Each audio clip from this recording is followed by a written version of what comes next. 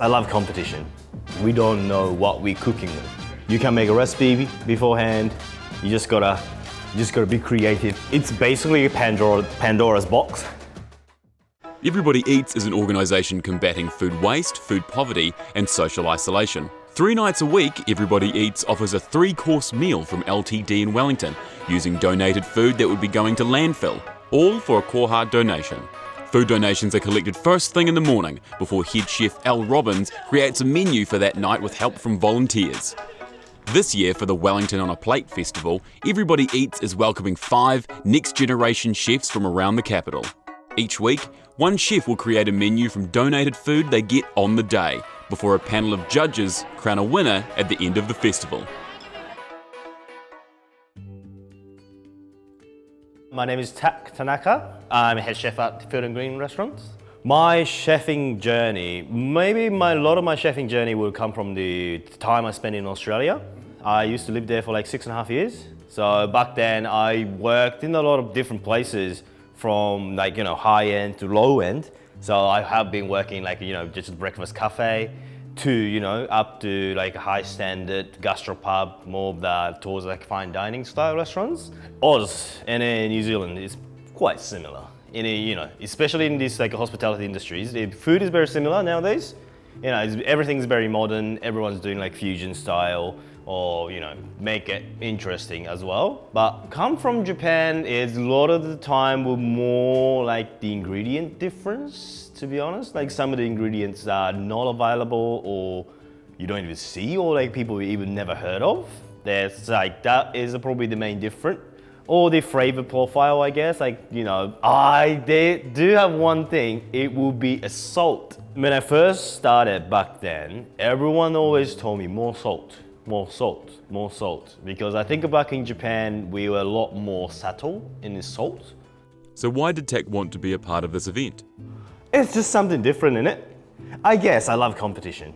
So, if there is like a competition involved, I would definitely be like, yeah, all right. Let's go, let's do it. What does he feel is going to be the most challenging aspect? Most challenging thing is we don't know what we're cooking with. It's really, it's basically a Pandora's box. We could get, box or parsley or something. Then we gotta figure it out. You can make a recipe beforehand.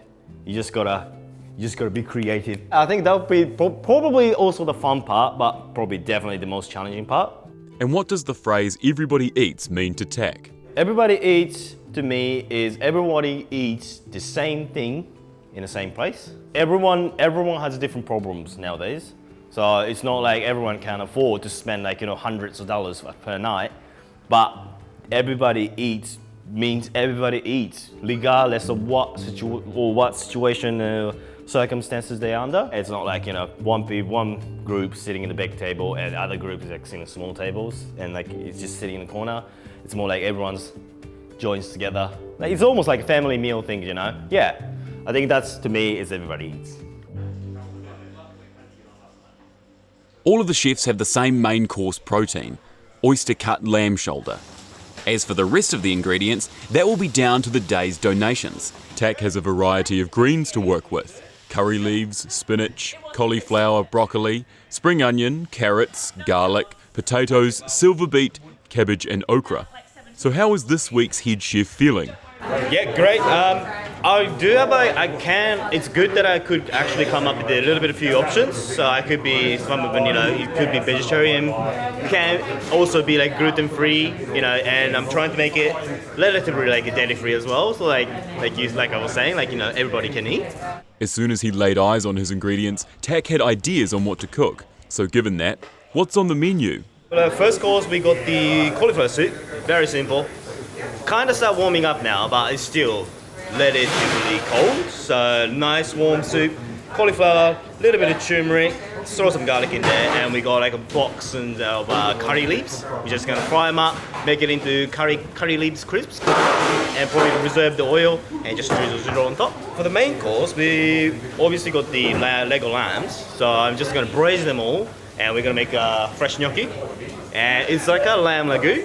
For the vegan options, I found the spiced maple syrup in the fridge, and a bag of carrots.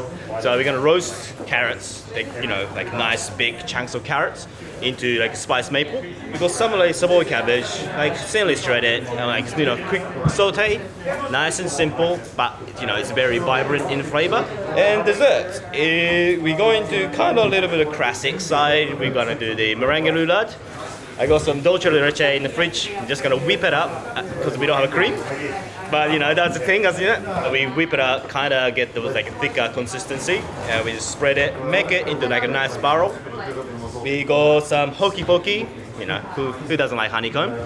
So we chop them up, sprinkle on top, and we found some. I found some little bit of cherry soaked in syrup. So I'm gonna reduce it down, make it a lot more into like actual syrup, and just to sprinkle on top. Wasting no time, Tak puts the finishing touches on his menu while his team of volunteers arrive.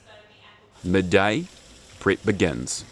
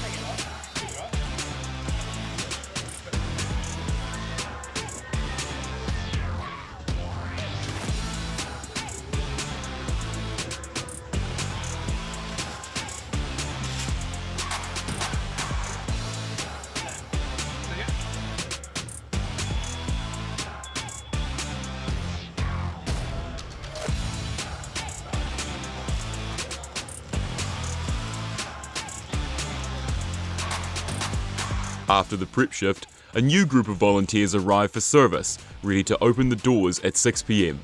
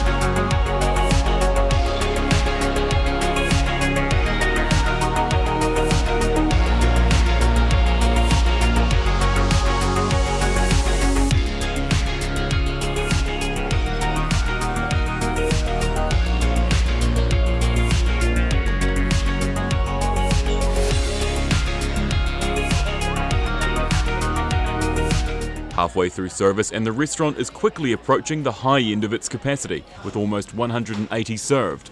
So how is the head chef holding up? Feel great. Pretty easy. Everyone's doing a great job. There's like many people here, and it's pretty smooth. How has he gone with his mainly green ingredient list, particularly crafting a dessert? Right, we don't have this. Okay, fair. We do substitute, like we use this instead. We don't have a cream, but I want it a little bit set, so we have to figure it out. So, and that's the only like semi-set product I had it available, so I just use that. What may come as a surprise to some is that Everybody Eats serves a lot of students, many of whom are in halls of residence. Everybody Eats head chef Al Robbins says the rising cost of living has caused Everybody Eats to see a higher student presence. Especially for students, it's more challenging than I think it's ever been. And also, I mean, it's not just about getting a meal, it's also about finding community. A lot of these young people are away from home for the first time, and this is a safe environment, and it's a way for them to come and have a good meal, meet new people, and quite often the students that come into the restaurant then will volunteer with us, and we have a really great community of volunteers here, and it's a great place for people to come that maybe are new to the city and want to feel safe and loved. And where else in Wellington are you going to get a 3-course meal for a fiver or a tenner? That's, as a student, why would you not want to come here for dinner? Connor is a 4th-year student who was introduced to Everybody Eats through his friends. It's really good if you're a student, because you can come along and if times are tough, you can come and you can get quite a good cheap food meal with veggies and things like that. And then if it's a good week and you've got a part-time job or something, you can chip in a bit more to hopefully get some food for something else, so you can feel good about it and food's not getting wasted.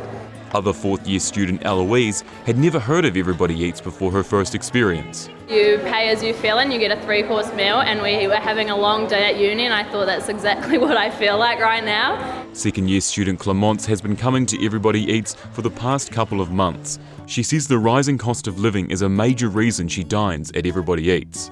Kind of a broke uni student, so it's really nice to kind of be able to have, it feels a bit fancy, getting a 3-course meal and being able to afford that. It's really cool.